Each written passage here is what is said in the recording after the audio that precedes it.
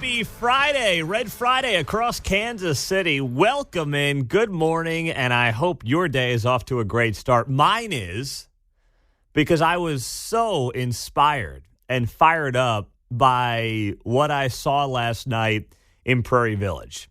I told you the last couple of days that we were going to be up at Meadowbrook for their city council candidate forum. And this thing wildly exceeded all my expectations. Not that I didn't think it was going to be a good event. It was put on by the PV United folks, and they are the people, the grassroots organization that is trying to, push back on some of the crazy policy ideas of housing density that have unfortunately taken over that community. So they put on this event last night, a candidate forum, and only one of the incumbents showed up. Now, you got to give credit where it's due. Piper Reimer was the one incumbent to show up to this event and walk into I don't want to say hostile environment on her end, being the incumbent, but certainly not friendly territory, to say the least. And you give credit where it's due because no other incumbent in Prairie Village showed up. But you had candidates who are just, and I don't mean to say this negatively, but when I say just regular people, I mean people like you and me. Like just normal people, parents, hardworking folks who want to give back to their community, who don't like the direction the community is going.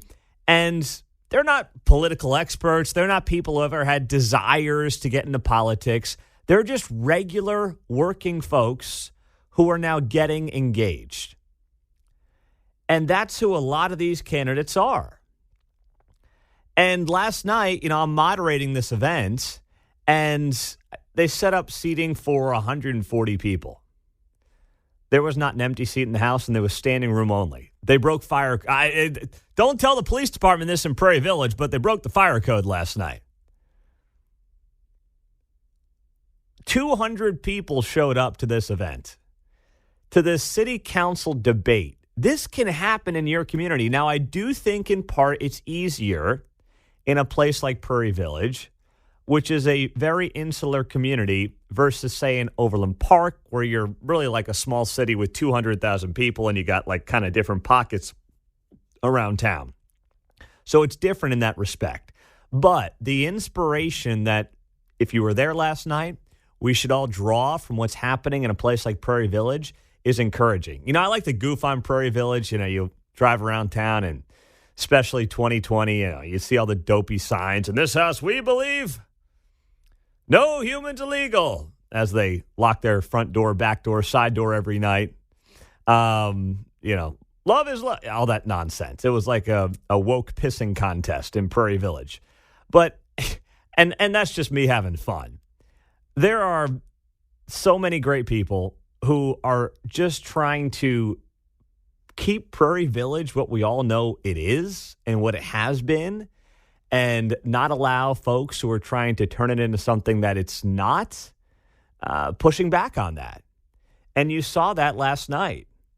And, as I'm listening to some of these candidates talk, there was a lot of issues that came up. The rezoning was obviously a big part of it. We really hit on 3 topics last night. Rezoning, which is an issue, by the way, in every community in the metro, it seems like.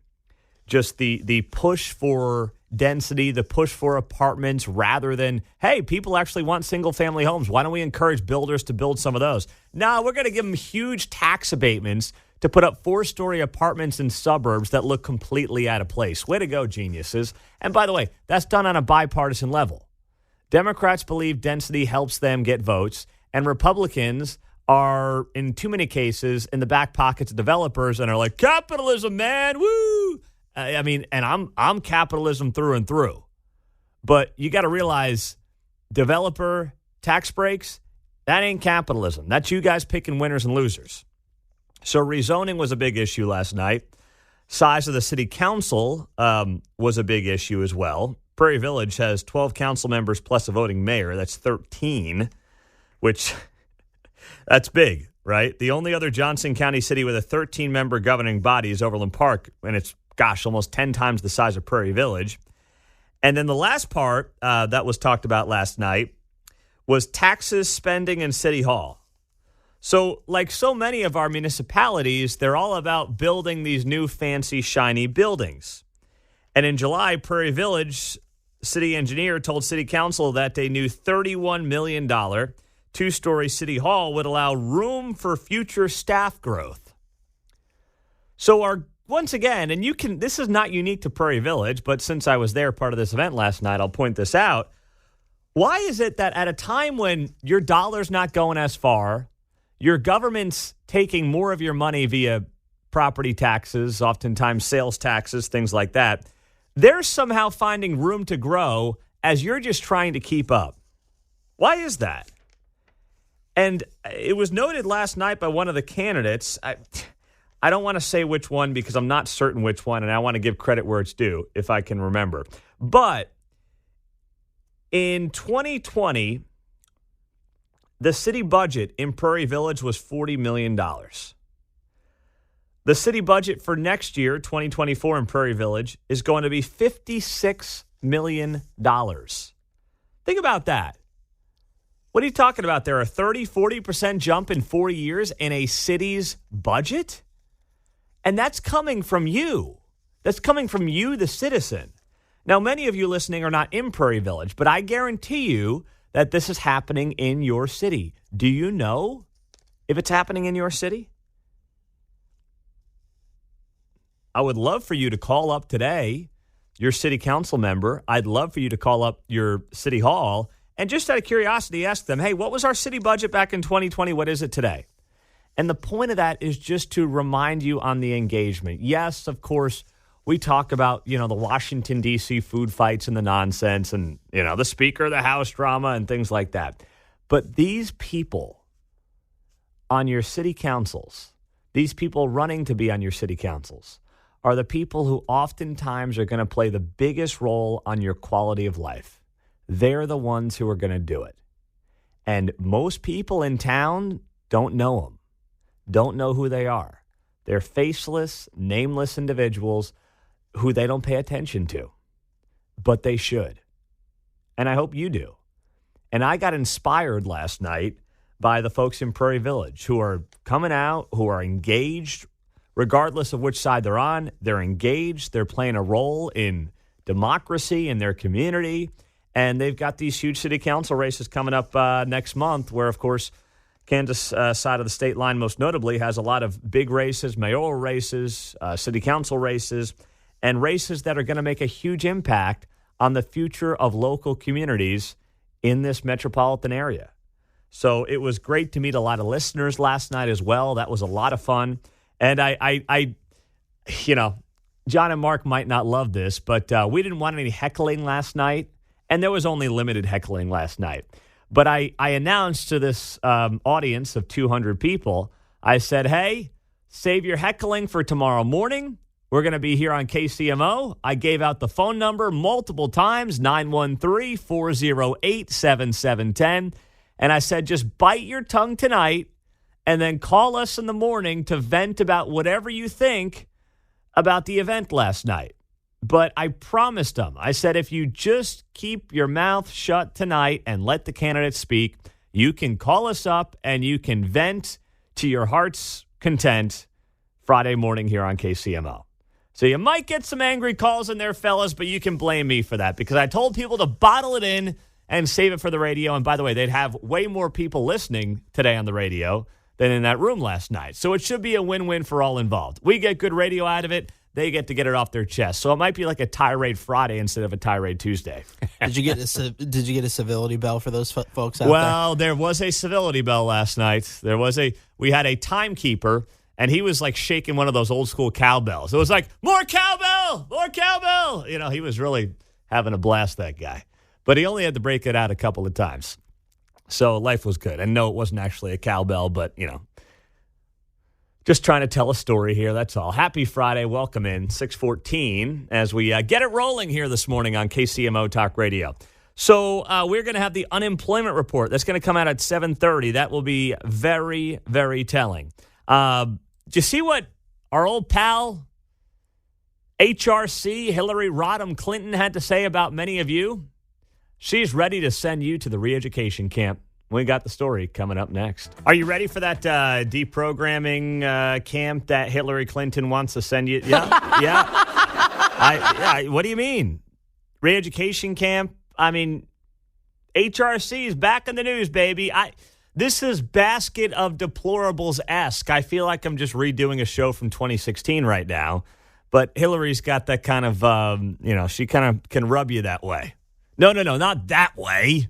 All right? No, I mean like the bad way. All right? Bill knows better than anybody. So Hillary Clinton does a sit-down on CNN last night, and it is this one line that is stealing all the headlines. Here she is, Hillary Clinton, last night on CNN. Woo! And sadly, so many of those extremists, those MAGA extremists, take their marching orders from Donald Trump, who has no credibility left by any measure. He's only in it for himself. He's now defending himself in civil actions and criminal actions. And when do they break with him? Because at some point, maybe there needs to be a formal deprogramming of the cult members, but something needs to happen. And how do you? Okay, Hillary. I don't really care if you're listening right now at 6:22 and you hate Donald Trump. That's your prerogative. I certainly don't view him as the second coming. I thought he did a good job over his 4 years. Looks like he's the front runner right now for 2024. Is that the best thing for the party and the country? Debatable. I think that's a conversation that's absolutely worth having. But as of right now, he's certainly the guy in the lead, and there's no denying that. And ultimately, the voters are going to decide. But even if you're listening right now and it's early in the morning and you're like, oh, Trump died. Gosh, I can't stand that guy. I die. Even if that's you, can you understand why when people hear something like this from a leader in the opposing party, somebody who was the nominee against this guy 7 years ago, not only is it inappropriate, imagine if, Donald Trump had said that about, I don't know, Bernie Sanders supporters or Joe Biden's, anybody.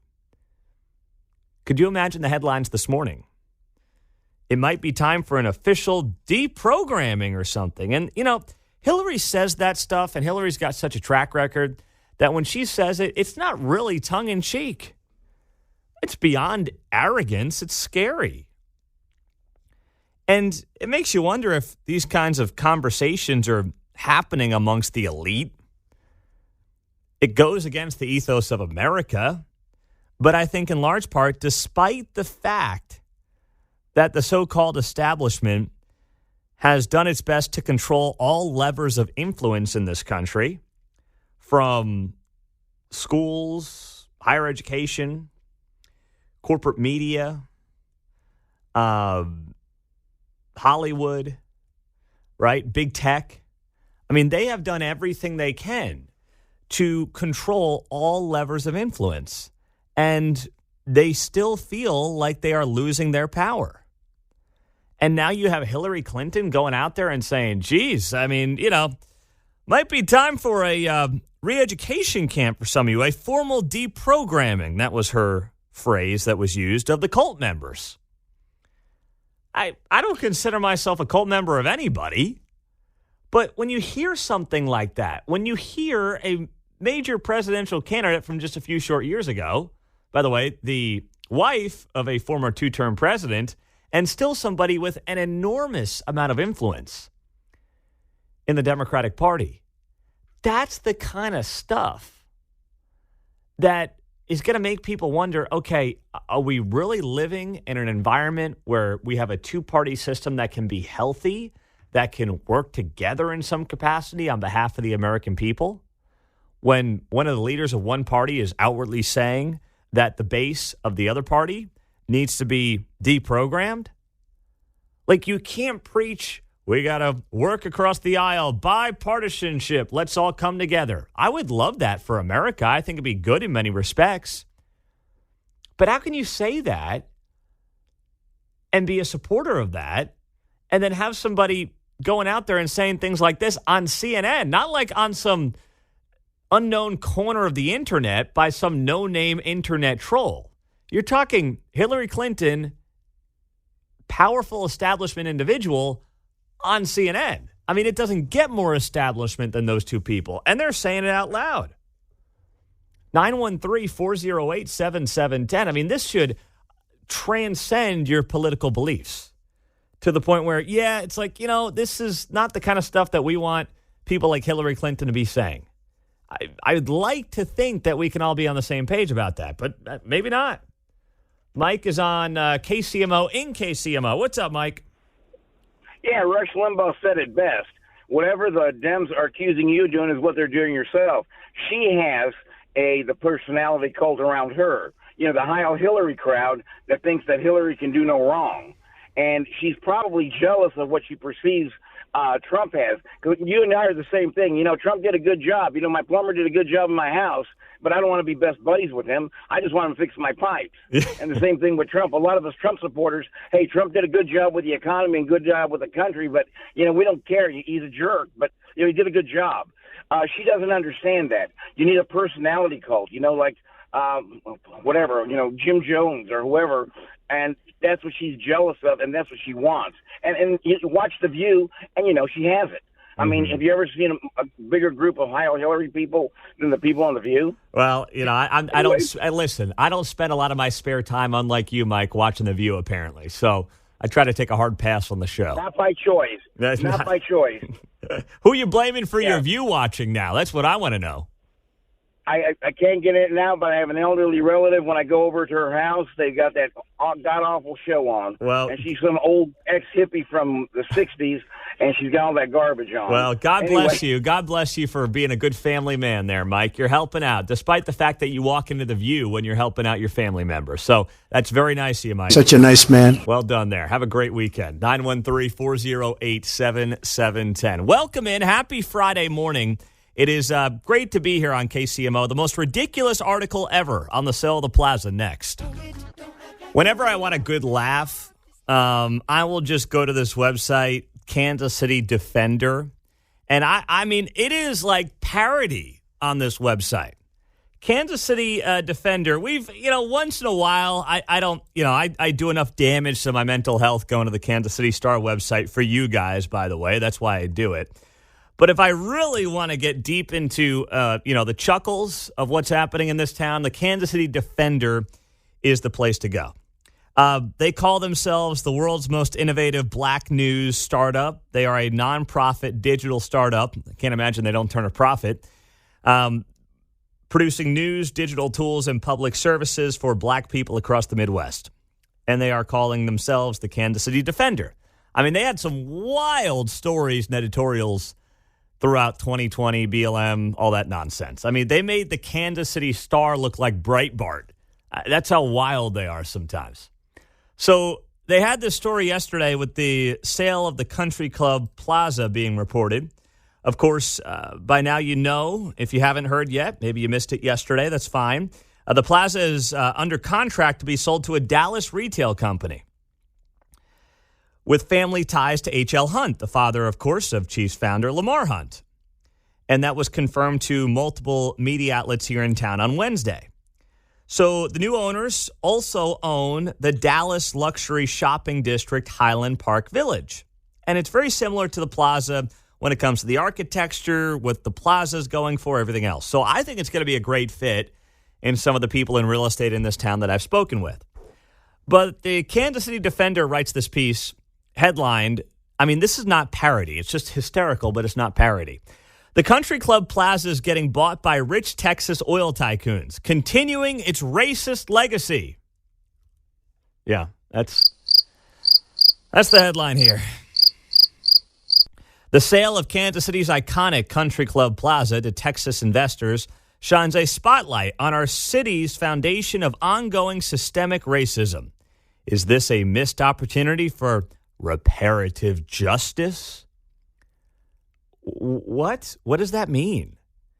I mean, are random people who happen to have certain skin pigmentation supposed to receive a charity check off the profits of the plaza sale? What are we insinuating here? Anyway, the KC Defender goes on the right here. The sale spotlights a lingering issue in Kansas City, the plaza's racist history, rooted in blatant segregation and racial exclusion, established by its creator, J.C. Nichols, who was funded and supported by the founder of the Kansas City Star. By the way, I hear the Kansas City Star is going to be doing a, white guilt routine right in front of Rye on the plaza today at about 4 o'clock. So keep an eye out for that if you're going to be down on the plaza this afternoon, John. Oh, they already apologized, like a year or two ago, didn't they? Oh, yeah, that's right. I remember that. Right. Yeah, they did a whole apology tour. Mm-hmm. Yeah, well, you better keep apologizing because it's never enough, right? That's the whole point of this. Yeah, what have you apologized for lately? Yeah, exactly. Bingo. So then the Kansas City Defender goes into this whole thing about who is J.C. Nichols, the Texas connection. They write here, the new owners of the Country Club Plaza are Texas-based Ray Washburn and HP Village Partners. Washburn's wife, who was also on the board of HP Village Partners, is Heather Hill Washburn. Heather Hill Washburn is a direct descendant of H.L. Hunt, a Texas oil tycoon whose legacy includes founding the Chiefs, a part of the family's expansive $5 billion sports empire. Bad. They're rich, and they happen to be white. They're super bad. Now, were they inferring H.L. Hunt founded the Chiefs? No, they said his legacy includes founding, meaning his kid. Yeah. Mm-hmm. But, his money through his kid helps buy the Chiefs. Small jump there, but that's his semantics. Yeah. Okay. Yeah, well, they got to, anything to cry racism. Exactly. Mm-hmm. They go on the right here in the Kansas City Defender. Given that the Hunt family and their associated businesses have long navigated spaces of privilege, the guy founded a business. His kid, of course, founded the Chiefs. Yes, they're worth billions of dollars. You know what? They did it. They lived the American dream. But they're bad because they're rich in America, and they're super bad because they're rich and white. That's basically what this Kansas City Defender piece is alleging. The Hunt family and their associated businesses have long navigated spaces of privilege.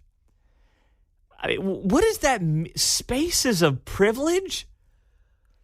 Their entry into Kansas City's real estate market begs the question. Now, I'm pretty sure it doesn't beg the question. You just want this to be a question. But anyway, let's continue here with the Kansas City Defender. Will this ownership transition offer a moment of reckoning with the plaza's exclusionary past? Or will it be another chapter in a long story of economic disadvantage for our city's black communities? Well, let me tell the Kansas City Defender this. Last person I talked to, who's kind of in the know on the plaza, says that the vacancy rate is about 25%. So I'm pretty sure if any black business went to the owners of the plaza and said, hey, could we rent this out for fair market value? Pick your location, pick your storefront. If you are willing to pay fair market value, trust me, they'll take you in a heartbeat. They need tenants down there on the plaza for some of these locations. I can guarantee that if you are any business owner right now, white, black, Asian, Latino, and you want to open up a storefront on the plaza, if you are willing to pay fair market value, they will take you today. They're not going to exclude you because of your skin color. They will take your money and run. They need it. Whether it's the old owners or the new owners, they need it. Willing to pay is key there, though. Yes. No, there's no discounts because you're black, okay? This is America. You're going to pay the same thing as anybody else based on their skin color. There's no black discount. Sorry. No, that would be racist to ask a white person to pay more than a black person or vice versa. And then the article wraps up with this. You knew we were going to get here, right? Why reparations matter. Somehow, you want to talk about getting from point A to point B in the most bizarre fashion possible. Somehow, the Country Club Plaza selling to a group out of Dallas that has ties to H.L. Hunt is why reparations matter in Kansas City.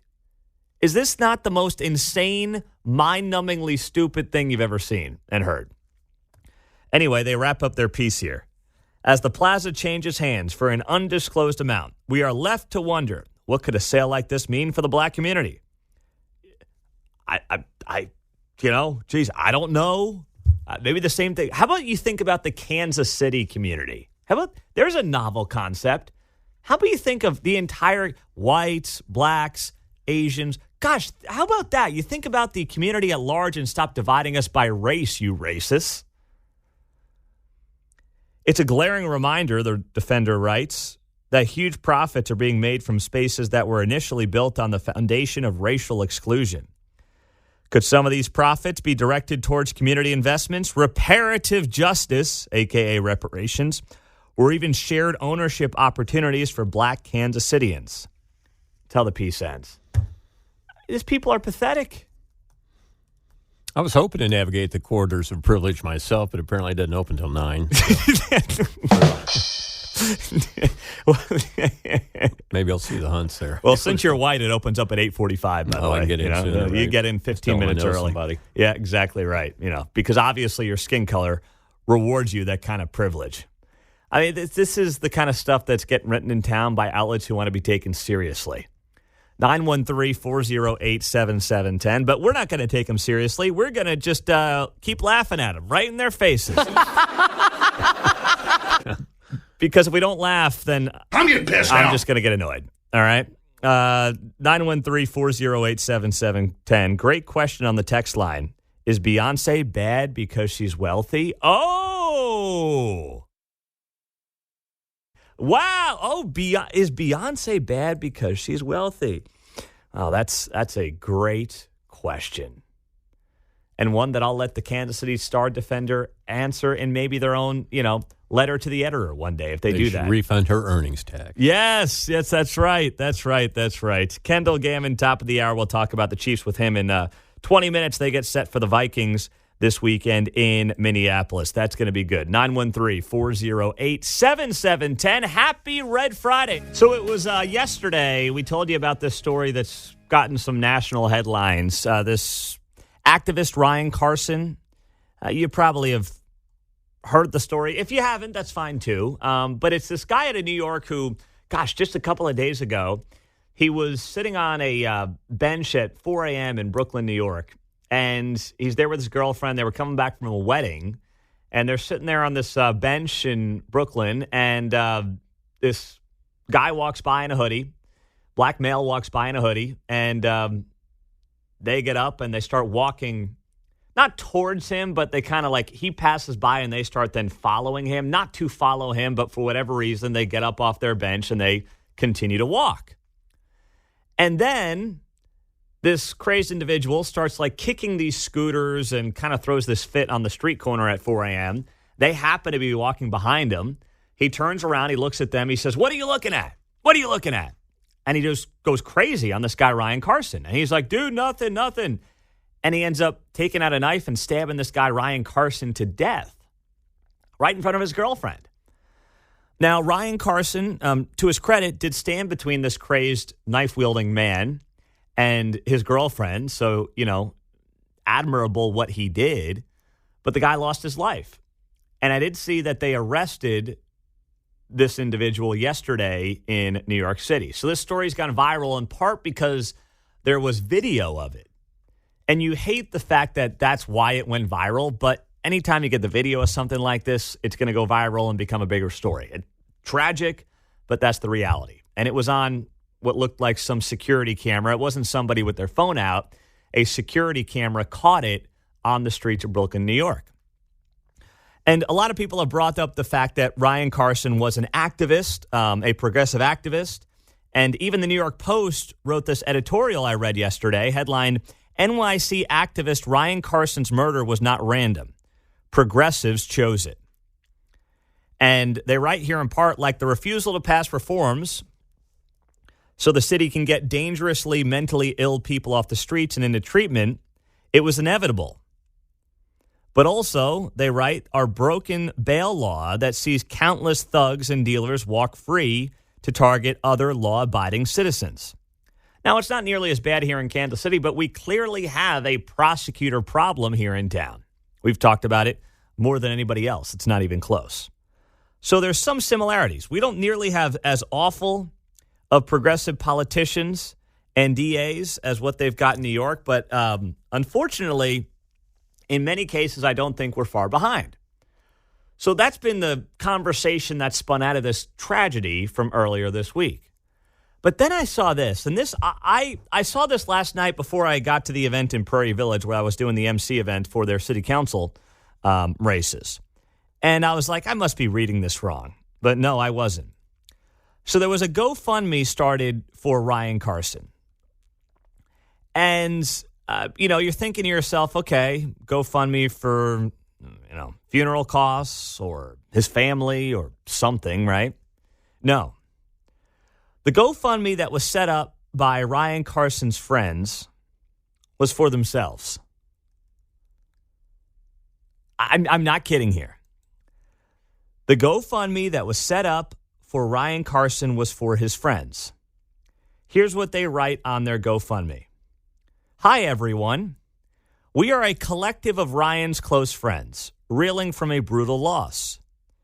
We are asking you for help on behalf of his partner in easing the burden and stress of this horrifying situation so that we can have space and time to grieve and remember Ryan. Immediate needs are to offset the costs of working class people taking time off of work to properly mourn. That's a nice way of saying this GoFundMe is for Ryan Carson's friends to not go to their jobs. Imagine your close friend dies and your first priority is, geez, we can fundraise our slacking off from work through this tragedy. I mean, that is low-level, total scumbag type stuff from Ryan Carson's friends. And I don't want to say this is very on brand from some, but it kind of is. And by the way, they've raised $62,000 out of a $20,000 goal. They've got an $1,100 donation here. They're literally raising money. Ryan Carson's friends are raising money so they don't have to work to properly mourn their friend's loss. And this is pretty sick and twisted stuff. But notice how they call themselves offset the costs of working class people taking time off of work to properly mourn. How many of you have lost somebody important to you in the last few weeks, few months, couple of years, whatever, any point in your life? And you had to, figure out what to do about work. You still had to raise kids, live life, whether it was a whatever family member, friend, whoever it might be. You weren't putting out GoFundMes trying to raise money off of a tragedy like this. This is low life type stuff. And I wish I could say things like this surprise me from certain groups of people, but really nothing does anymore. It's sad to say, but nothing does. Text line is 913-408-7710 is how you join us on KCMO Talk Radio. Pete, I wonder if anyone asked what these two were doing walking in the middle of the streets in the toilet of New York at 4 a.m. I don't know. They claimed they were coming back from a wedding. That's what the story is right now. And you know what? They're dressed up like they were going back from a wedding, so I'll accept that as is. But 4 a.m., geez, that's a hell of a wedding night. There was photos of them at the wedding earlier in the day, so okay. I think there was. So that was proven. All right, and that's, I didn't deny that, but it's like, geez, 4 a.m. back from the wedding? That's including quite an after party. I'll just put it that way. Quite an after party. 6:57. Great to be here on a Friday morning. Had an outstanding time last night in Prairie Village at the PV United City Council debate that they held. More of a forum, not a debate, but they did a great job putting that on last night. So we'll talk more about that throughout the morning here on KCMO. Coming up next, Kendall Gammon will get you set for the Chiefs and the Vikings on a Red Friday here on KCMO. I never understand how they actually put these numbers together, to be totally honest, but let's just go through them together here for a second. Mayor Lucas said yesterday on his social media pages that the 4 big concerts that took place here over the summer brought in hundreds of millions of dollars in economic impact. Tens of millions, probably the best way to put it here. Let's just go through the numbers together.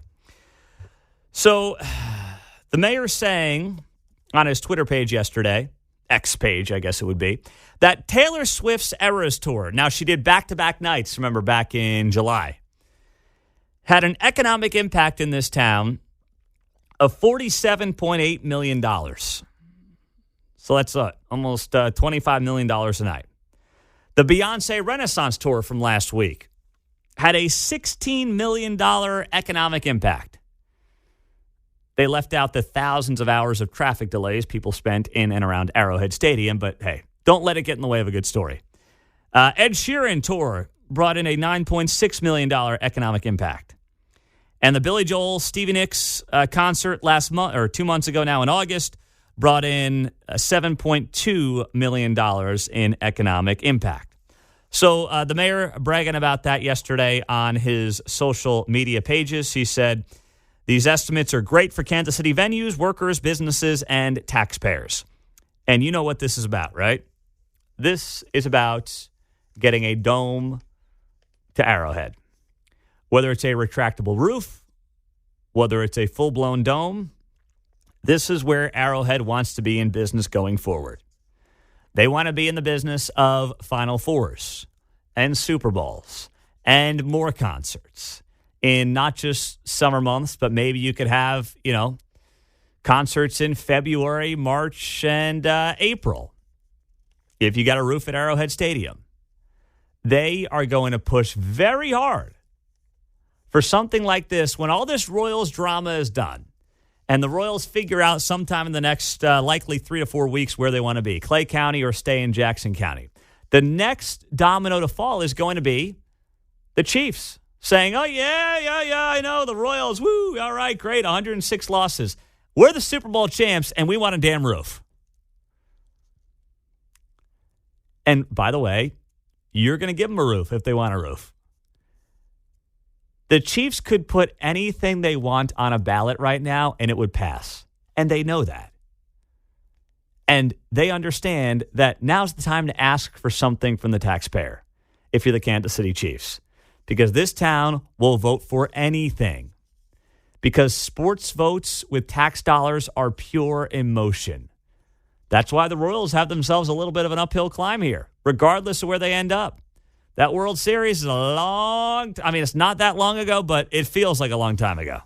Especially when you had to take 2 of 3 from the Yankees the final week of the regular season to avoid a record 107th loss. You tied the team record, with 106. So that's always how this stuff goes. And the Royals understand that, and the Chiefs certainly get it. So the Chiefs are going to have an absolute field day when they go out there and say, hey, you know what we want? You know what we demand? We demand that you guys give us our damn roof. We want a roof, damn it. Get us our roof. And that's exactly what's going to happen. The question is when. And the question is how.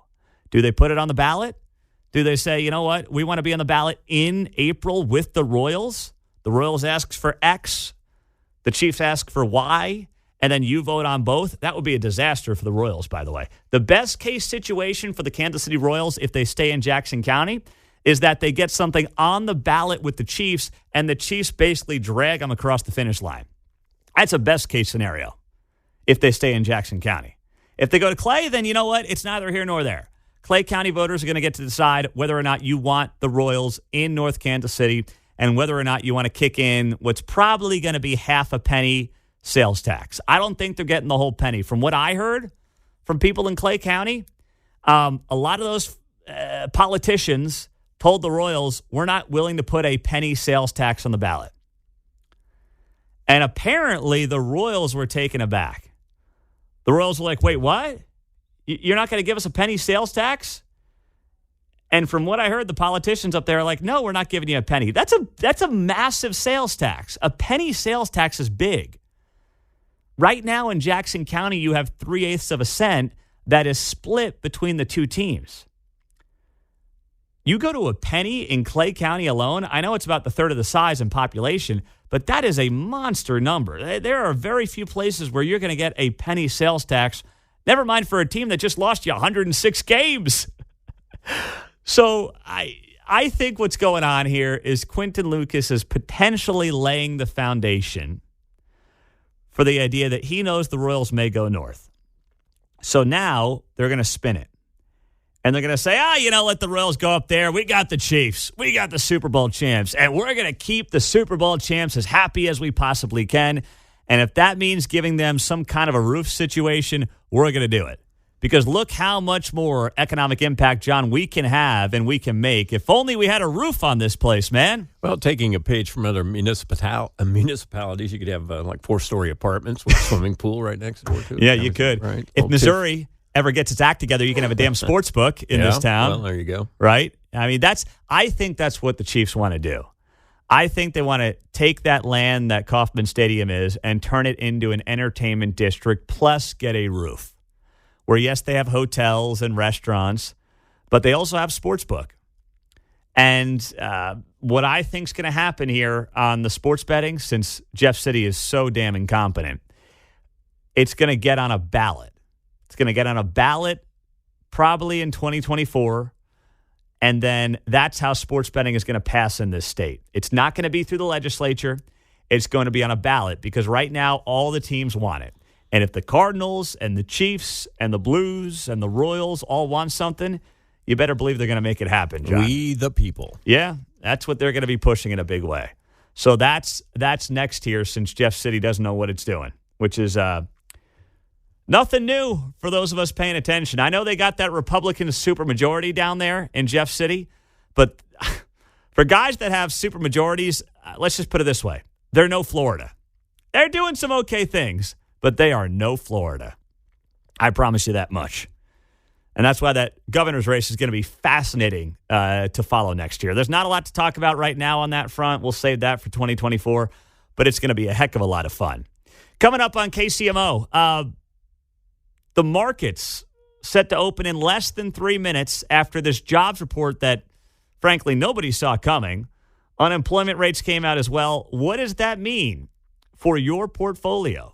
Mark Falter will join us on that, and then we'll get to buy, sell, hold, end of the hour, as Mark Van Sickle also tries to impact your portfolio with a big parlay, all coming up. So if you haven't seen this story out of Independence, welcome in, by the way. Happy Red Friday. It is a seemingly routine act of kindness that spiraled into a horrifying crime spree. So the guy's name is Dr. Patone. He's not a doctor. His just name is Dr. Patone. And he's recovering at a hospital after being stabbed twice by a suspect. What happened? Well, a guy asked for a ride at a nearby Target in Independence, said his vehicle had broken down. So this Independence resident, father, husband, says, sure, come on in the car. Well, we'll share the report from KMBC Channel 9. I'll tie this into something that happened to me at 5 a.m. today. And it really is a shame that we live in this kind of a climate right now, but I want to get your thoughts as well at 913-408-7710. So here's the report from Channel 9, KMBC, on this terrible situation out of Independence. This is the car Dr. Patton used to give a stranger a ride last Friday. He asked for a ride, said his car had broken down at Target. My husband understood because he was outside working on a car. The Pattons have always helped others. While taking the man a few blocks, the suspect took hold of the wheel. He says, you're going to keep driving or I'm going to stab you. Patton is recovering at Center Point. The suspect barely missed his heart. The man stabbed him twice, once on the left side and once on the right. Patton was able to get away. Police say the suspect ran to 4200 South Osage, where he grabbed several children and a woman by the neck, shooting 2 people, killing Javion Bagsby, a father who defended his family. It's really nuts that one man's bad decisions could destroy so many families' lives in one day.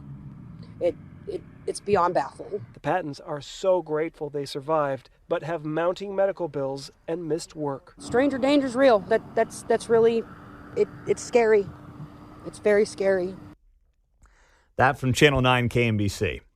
So this guy, says his car breaks down by a Target, and this innocent individual, husband, father, says, sure, I'll give you a ride. His name is Dr. Patone, and now he is in the hospital after he got stabbed multiple times by this guy who he was just trying to help out, who he was trying to be a good Samaritan on behalf of.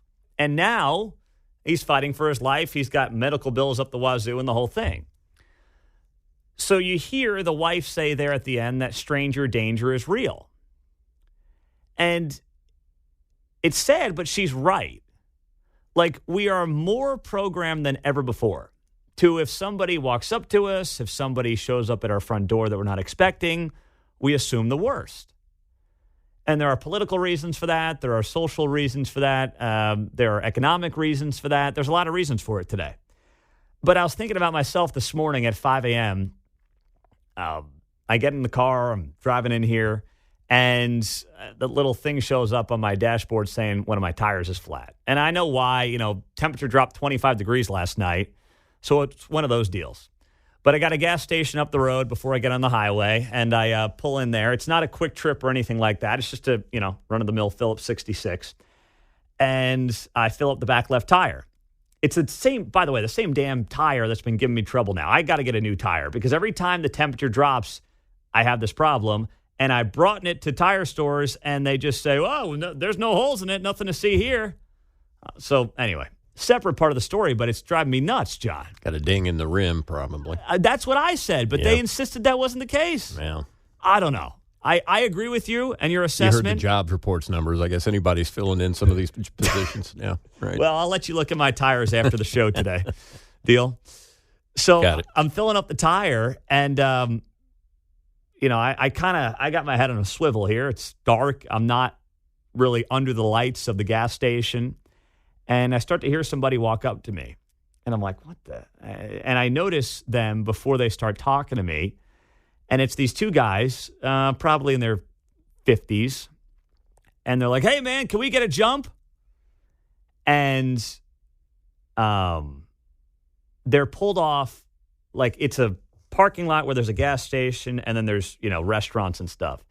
And they're kind of pulled off with their car in the distance in the dark between the gas station and the restaurants. Of course, none of them are open. It's 5 a.m. They're not coffee shops or whatever. There's no one else in this parking lot with probably a dozen restaurants and shops and a gas station. And I'm like, nah, man, sorry, I got to go to work. Like, as he's 20 feet away, asking me to help him with a jump. And, 99% chance they're decent guys who just need a jump. But in this environment, I'm not ashamed to say I'm not helping you. At 5 a.m., pitch black, no witnesses, nobody else around, I'm not giving two guys I don't know a jump, outnumbered. I'm not doing that. Even though it was incredibly likely that there were just two guys that needed a jump. But I'm like, sorry, guys, running late for work, got to go. And just kind of popped in the car. And they quickly turned around. But you tell me at 913-408-7710.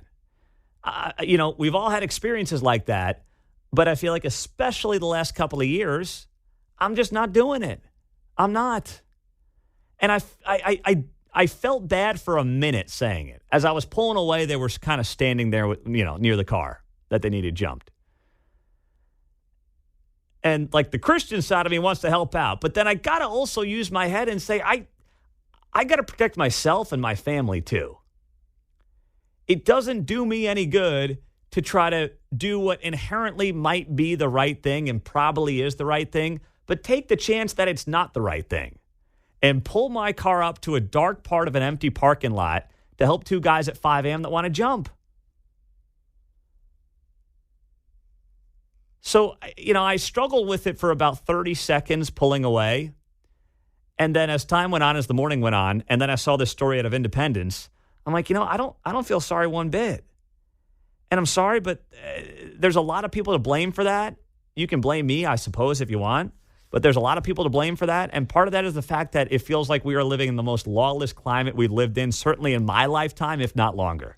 No, I think you're right. I think the individual in this one story, I think, was going to cause problems anyways. The guy would have said, no, I can't. I'm busy. I'm working on my car. I still imagine there was going to be a confrontation given the nature of what this guy had just done. Yes. Right. You're talking about the one at Target. In Independence, right? Yes. This guy's walking through the neighborhood. He's already harassed some people. Yes. Right. True. And so whether the guy gave him a ride or not, that just kind of prolonged a confrontation that was inevitable, I think, unfortunately. I think you're right. I had a caller call, and he hung up because he had to go fast. But he said, look, two dudes don't come up and ask for a jump. One guy might stay with the car. The other guy might, give you the sad story while the other guy's down there. But two coming up, maybe a little more suspect. I agree. Jeff's in KCMO. What's up, Jeff? Good morning. Actually, I'm in Overland Park today. But, to kind of key on what you're saying and add to it, the thing that you have to keep in the back of your mind when you run into these scenarios is one thing, and that is the failure of our prosecutors and our judges to hold these people accountable. And you don't know who you're dealing with. You never know. And it is. At 4 or 5 o'clock in the morning, you just don't want to be that guy that's a victim. I mean, period. And, I don't know what to say other than, everybody runs into those things from time to time, whether it's a Quick Trip at McDonald's, a Walmart, whatever you want to say. Mm-hmm. It happens, and it is, and you don't want to be that guy that doesn't come home to your family. Mm-hmm. And, in the era of cell phones, people have the ability with their Obama phones to contact somebody for help. Yeah. And I think that's kind of where you want to leave it at is, maybe they need to use their Obama phone to call somebody that they know to help them, or maybe the local authorities. I agree. Thank you, Jeff. And if they're not, local guys, like you said, there's plenty of things to call, get AAA for crying out loud. But I'm not doing it. On the text line, Pete, you made the right decision. Live for another day. Your family needs you, and we need you on air. Such a nice man. It's very nice here. I think my family needs me a little bit more. You guys will be okay, but I appreciate the sentiments. 913-408-7710.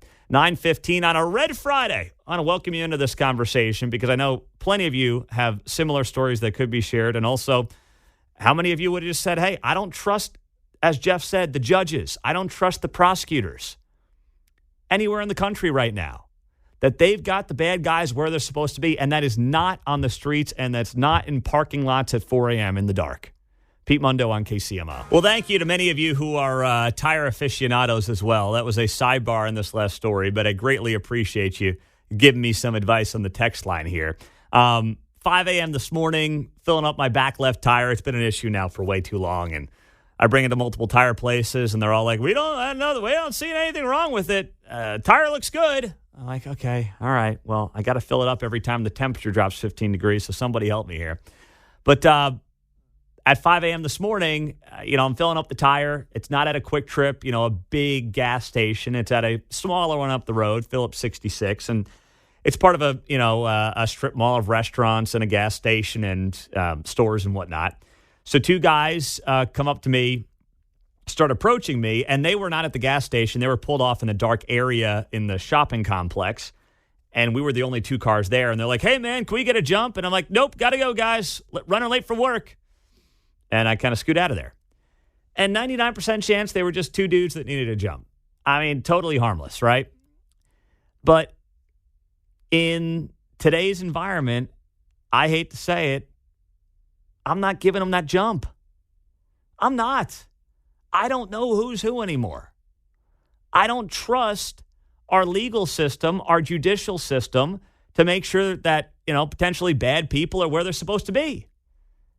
And that's not out on the streets at 4 a.m. looking for jumps. It was probably innocent. But because of my lack of trust and faith in the judicial system across the country right now, I don't feel compelled to do it. And then I see this story out of Independence yesterday where, now I would never do this. It's one thing to ask me for a jump, but it's another thing. This guy in Independence, he's got a wife and kids. Dr. Patone, he's not a doctor. His name is Dr. Patone. He's recovering at a hospital after he was stabbed twice by a guy who he gave a ride to under the pretense that this man's vehicle had broken down near a Target. And then the guy ends up stabbing him 3 times. Amazingly, he did not die. He is recovering in the hospital, but now he's got enormous medical bills he's got to pay off. So they eventually, by the way, caught the guy. Thank goodness. But, that's the kind of stuff that you feel like is happening just far too often today. 913-408-7710. Jonathan's in Kansas City. Hey, Jonathan, good morning. Morning. How's it going? All right, my man. What's happening? I did for a short time. I did rideshare, Uber, Lyft. Yes. And it really opened my eyes. The more people I interacted with, I learned, okay, most people are reasonable, but yeah, like the more people you see out there, I would run into crazy people. And it goes into, Ben Shapiro spends a lot of time talking about this. He talks a lot about politics, but he talks even more about, look, culture. Politics is downstream of culture. And he talks a lot about, listen, since about 2012, we have not had community. We don't have social fabric, which is why, like, during the 2012 DNC convention, Obama said, hey, the only thing that unites us is the federal government. Well, if we don't have community anymore, that's pretty much true.